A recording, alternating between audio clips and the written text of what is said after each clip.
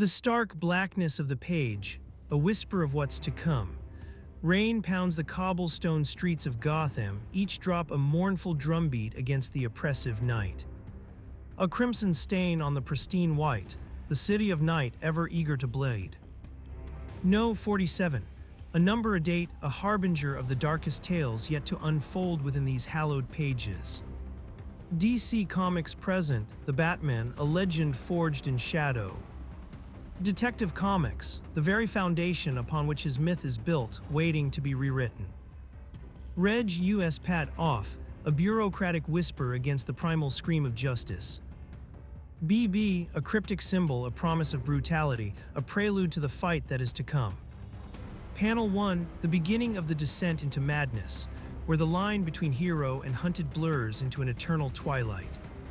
Gotham's night is a canvas of shadows painted by the relentless downpour, where whispers of dread echo through its very bones. But even in this abyss, a legend stalks the concrete jungle, Batman, the creature of the night, as swift and deadly as a phantom. And by his side, a beacon of youthful valor, Robin, the boy wonder, two relentless forces battling the encroaching tide of lawlessness. Below, under the cover of a storm-ravaged night, a desperate heist unfolds, a truck laden with precious furs, ripe for the taking by ruthless hands.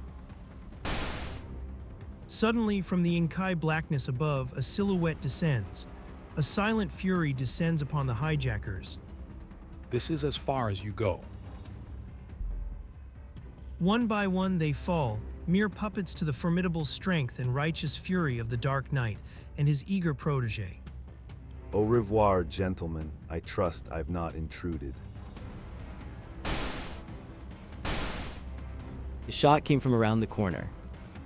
Come to Pape. Wah, these guys look like they were struck by a hurricane. They certainly weren't fighting themselves. I wonder what hit them. Daylight breaks over Gotham, but the darkness within its soul never truly fades. Emerging from the shadows of the night, the city's most dedicated protector prepares for a different kind of battle. Oichia Dicky Lad. Anyone phone while I was gone? Your banker, Harvey Midas, said to call in the morning for the annual report on your holdings.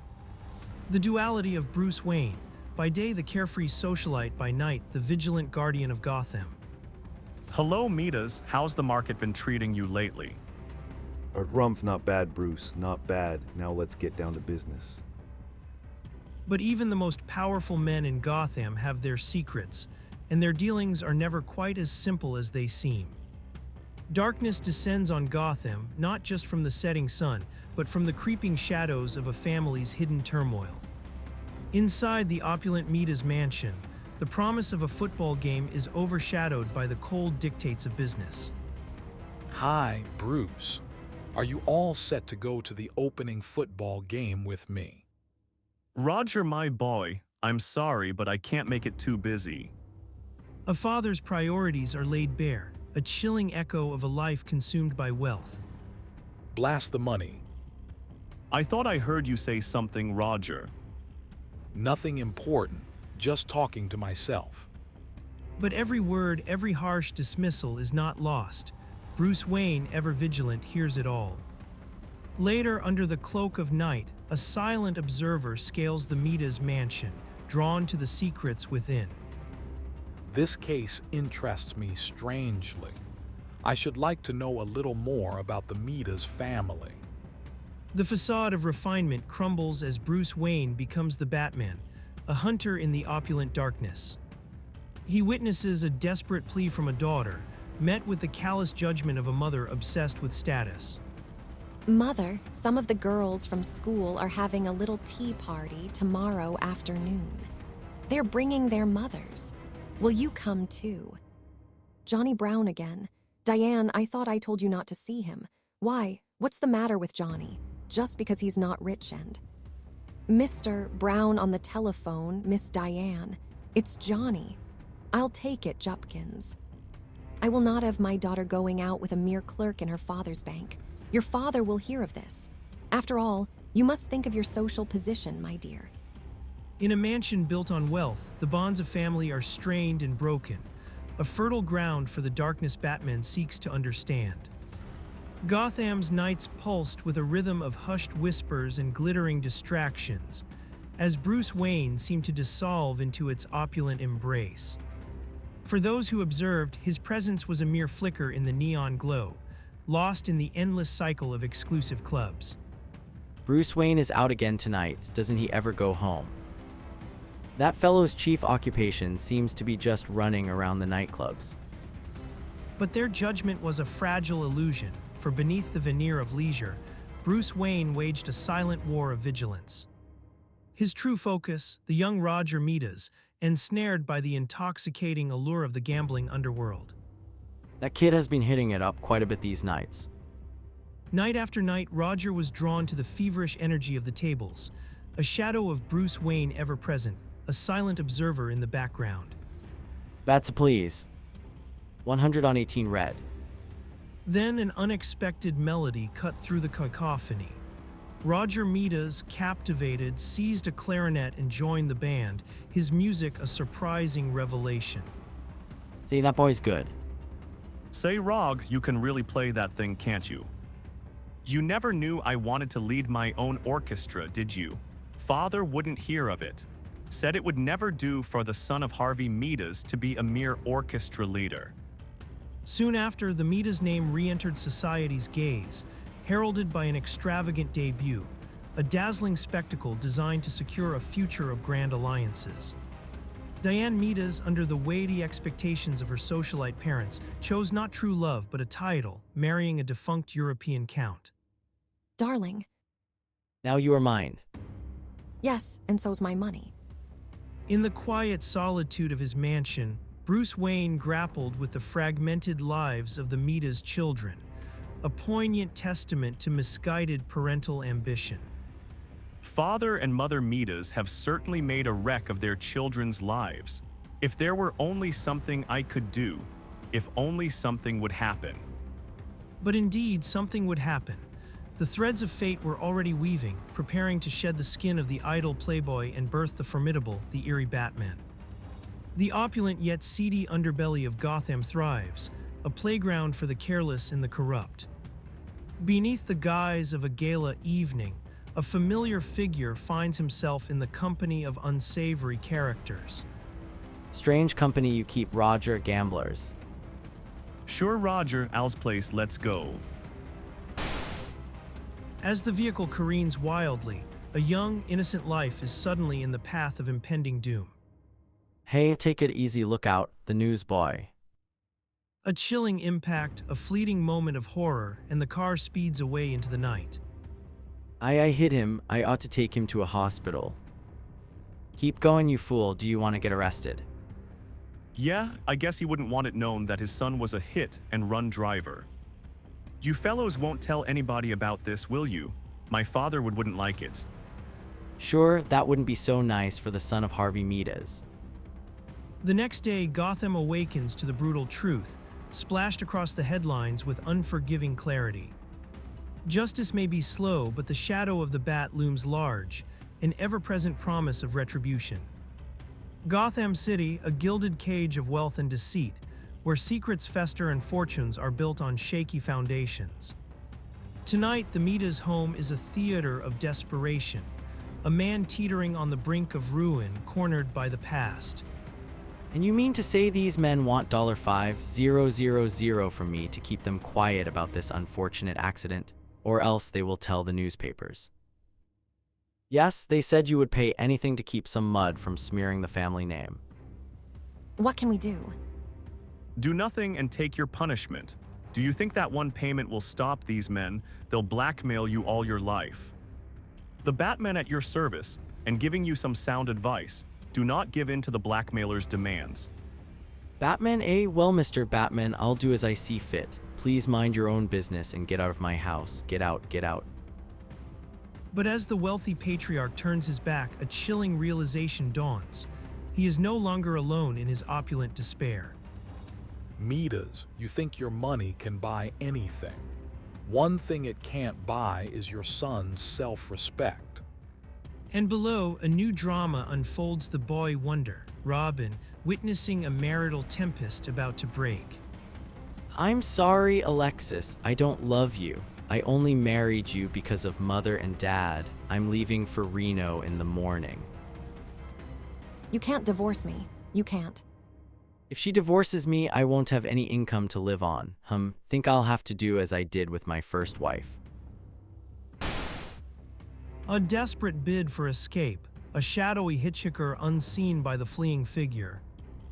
Good thing the Batman told me to keep an eye on this bird. He's up to no good. A clandestine meeting, a whispered plot of betrayal, their every word a key to the family's priceless treasures, overheard by the watchful strategist. The same job we did for you once before, eh? Yes, I will leave the side door open. When you enter, I will tell you where the family jewel safe is. Pretty smooth, we split 50-50, and the family doesn't ever know you're in on the job. Smooth. As greed and deception weave their web, a dangerous alliance is forged in the shadows, setting the stage for a desperate confrontation. Gotham's underbelly stirs to a clandestine rhythm, as the city's most dangerous figures plot their next moves in the deepening night. Later, Robin reports. The Count reveals his hand, setting a deadline for his dark dealings, a chilling invitation to chaos. And the Count is opening the door, tomorrow night at exactly 8 o'clock. HMMM and Midas is paying off the blackmailers at 10 o'clock. Looks like we're going to be quite busy tomorrow. The next night, as the appointed hour approaches, an unseen sentinel observes from the encroaching darkness. You are that shadows who? Greetings from the Batman, my dear Count. Looks like the Count is down for the count. Gotham's grimy alleys echo with the sounds of struggle as the night's chaos reaches its zenith. The Batman's fist shoots out just once more, and that's quite sufficient. Be Batman, this is no place for me. Perceiving the fleeing bandit, Robin draws the sling from his jerkin, and placing a steel pellet in it, begins to twirl the ancient weapon. He won't get far. Alexis, look at poor Alexis. What? It's you again, Batman. In the heart of the conflict, Batman confronts the treacherous Midas and his accomplices.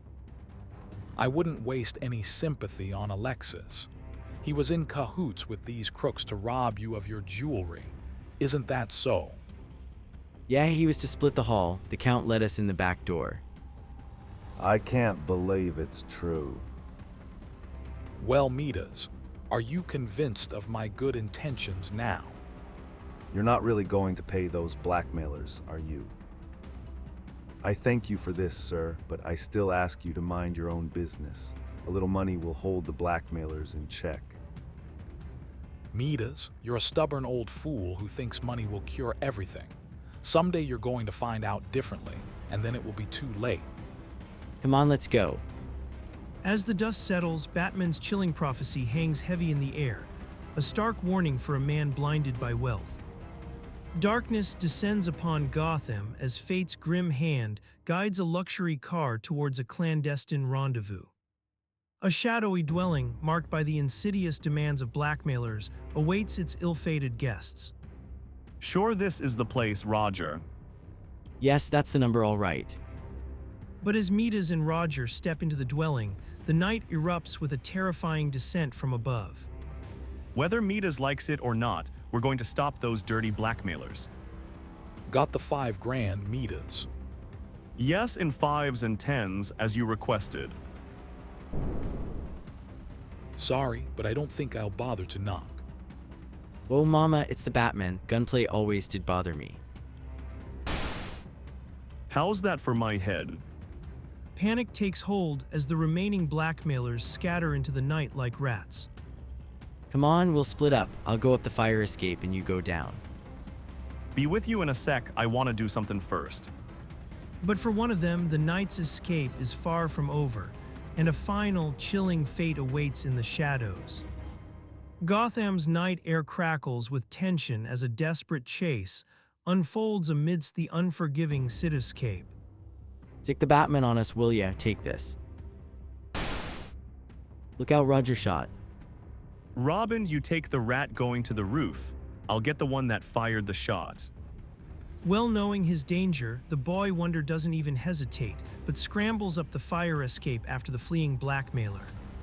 He is just in time to see the escaping man leap across to the next roof, muttering to himself, "I'll never catch that guy unless that pole that might do it." Bringing forth his silken rope, Robin twirls it about his head. A deft throw and it catches hold. That does it. Taking a short run, the boy wonder springs. His body swings like a pendulum over sheer and dizzying heights directly to the next roof. Surprise! Gotham's grimy underbelly churns as a desperate chase unfolds under the pale moonlight. Get out of my way. A near miss, a bullet grazes the bat's cheek, a warning that this quarry means serious business. You'll never catch me. With his target making a desperate dash for escape, Batman gambles everything on a single, audacious move. A breathtaking leap across the chasm of danger, a desperate plunge into the unknown. It's over. He lands, a shadow in the backseat, the chase reaching its explosive climax as the car careens towards oblivion. Rescued from the brink, the Batman now turns his attention to the captured blackmailers, a grim promise hanging in the air. He'll blade to death here. I'm taking him to your doctor. There may still be a chance. Rain lashes against the darkened alleyways of Gotham as the Batman, a whirlwind of grim purpose, speeds the wounded boy towards salvation. You've got to save him, you've got to. I'll pay you anything. Money won't help now. His life is in the hands of a greater power than mine. In the sterile quiet of the examination room shattered by desperation, the father and the Batman face a chilling truth. Midas, I know this is cruel, but there you stand with a satchel full of money, and you're powerless to save your son. Now I know what you meant when you said money can't cure everything. What a fool I've been. Minutes stretch into an eternity, the air thick with held breaths, until finally the doctor's voice cuts through the agonizing silence. Doctor, will he? It's a miracle, but he'll pull through. He will live. Thank heavens. Moments later, the gravity of the situation shifts, replaced by a plea for mercy as the accused stands before the judge. You wish to drop the charges against this young man. Why? He hired specialists to operate on my boy so that he may walk again. He has also put aside a trust fund so my boy can go to college and has given me a job. He has been very kind and very humble. I know that my money can't atone for my crime. I'm ready to stand trial and take my punishment. Young man, you've made restitution. But what's more important is that you've learned your lesson. Case is dismissed. Later, the Batman's intervention yields an unexpected peace, as Bruce Wayne finds Roger Midas transformed, a new chapter dawning. Just came from your office, Midas, those statements on my holdings. Sorry, Bruce, your business will have to wait. I'm going to a football game with my son. Incidentally, Bruce, listen to me on the air tonight. Roger Midas and his mellow dears. Hurry, Diane, we can't keep Johnny Brown waiting all day. Coming, mother dear. Even Alfred notes the remarkable change, as a wealthy criminal's actions forge a profound lesson for Gotham. Will wonders never cease? Looks like Mrs. Midas has forgotten her social prejudices, eh? Yes, and Mr. Midas has decided to take a little time off from business and become a real pal to his son. Other parents can take a tip from this case. It's well worth thinking about. Gotham's grimy underbelly, a lonely asylum where shadows cling to secrets, and time itself seems to stand still. I'd like to see Mr. Bates. Oh, that's funny. What's funny about it? Oh, nothing, it's just that he's been here 3 weeks, and you're first one to want to see him. He's a funny guy, never stirs out of his room. I'll ring his bell. Who's there? Jenna, see you, Mr. Bates. Tell him to go away. I don't want to see anybody. I'm the man you phoned for. I've changed my mind. Go away. I told you he was a nut. Well, I'm not leaving until I've cracked him.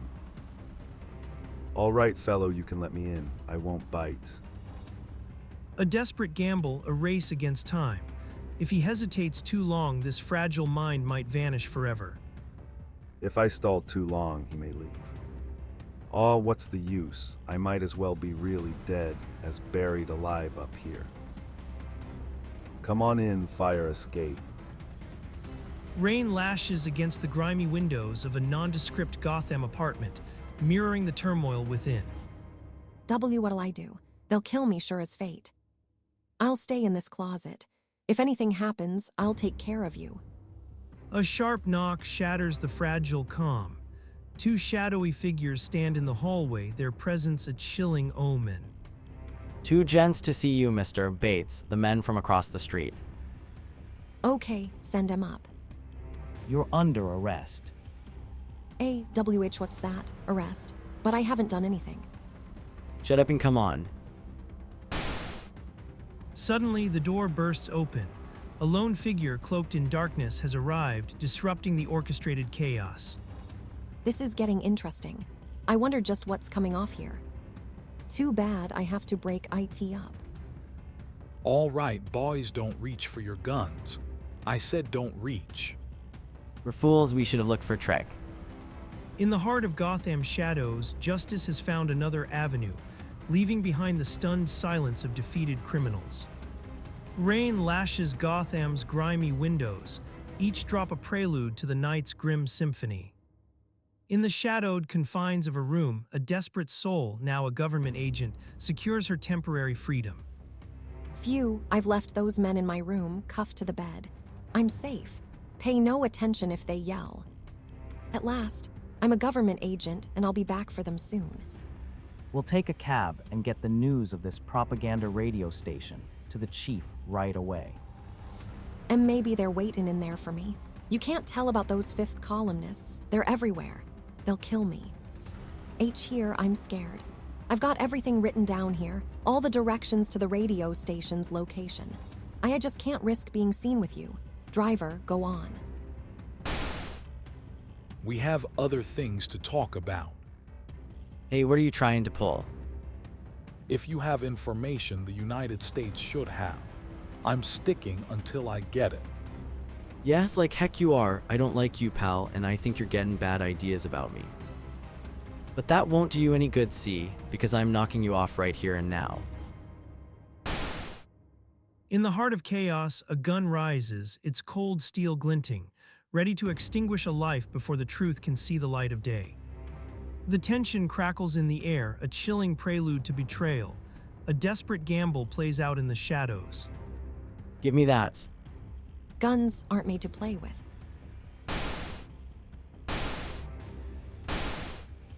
IT didn't go off, IT didn't.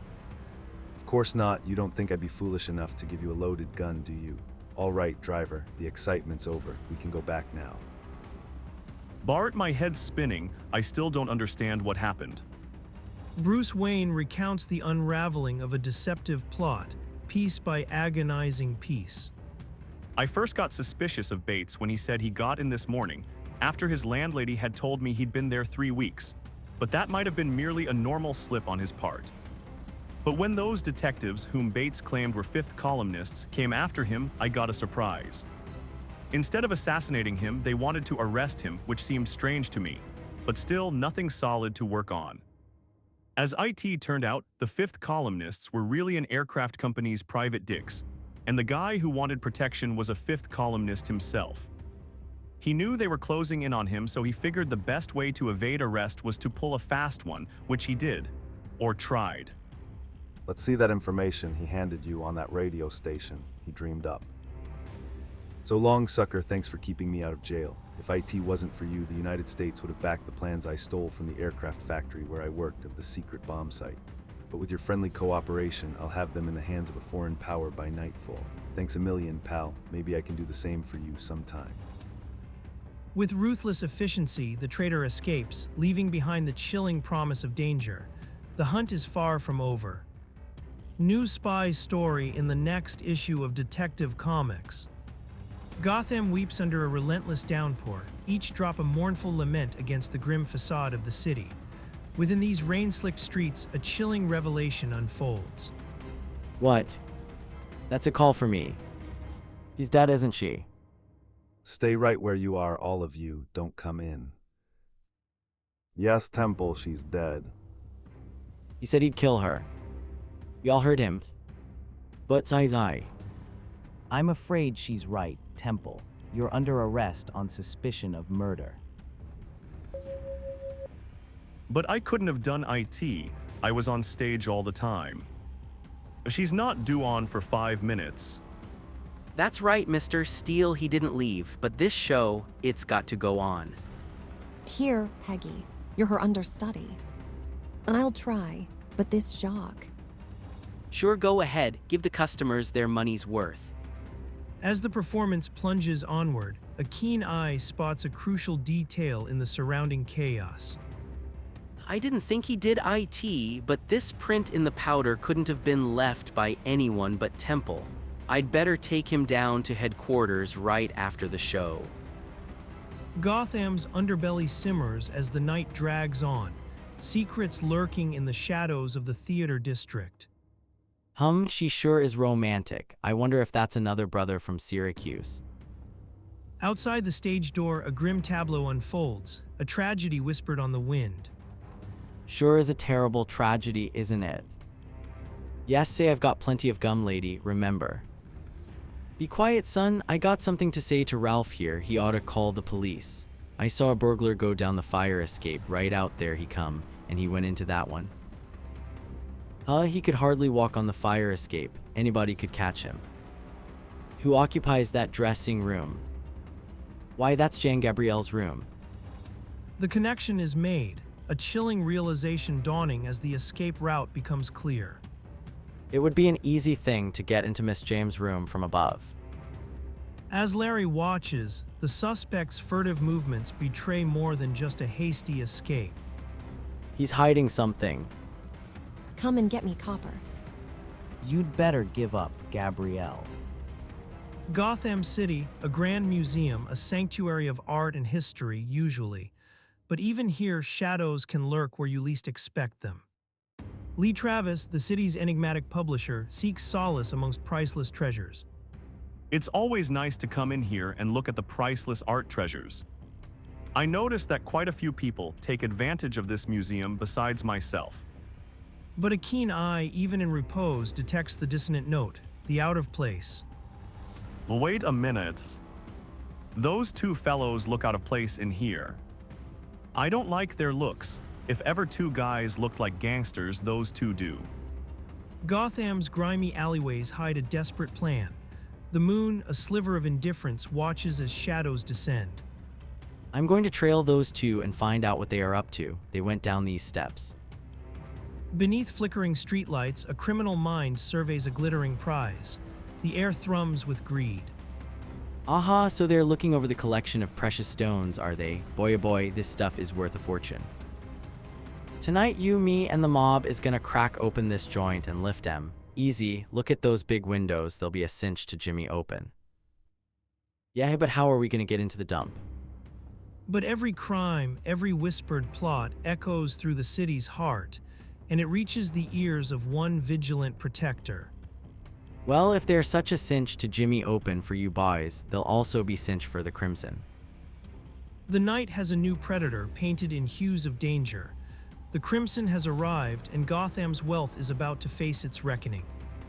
The city's heartbeat slows, but the night is far from quiet. Shadows stretch, concealing secrets and sinister intentions. A lone figure known only as the Crimson has chosen his vantage point, a gallery high above, poised to strike. It looks like I got here ahead of those crooks. Now I'll have time enough to get inside and be ready for them when they get here. That window was a cinch to open, all right. I think I hear them coming. Boy, what luck, the window's open for us, come on you guys. The thugs, blinded by opportunity, storm in, unaware of the watchful eyes that have already claimed the shadows. Okay, boys, get busy on the case. We want to get out of here in a hurry. Somebody's watching us from up on TH Gallery.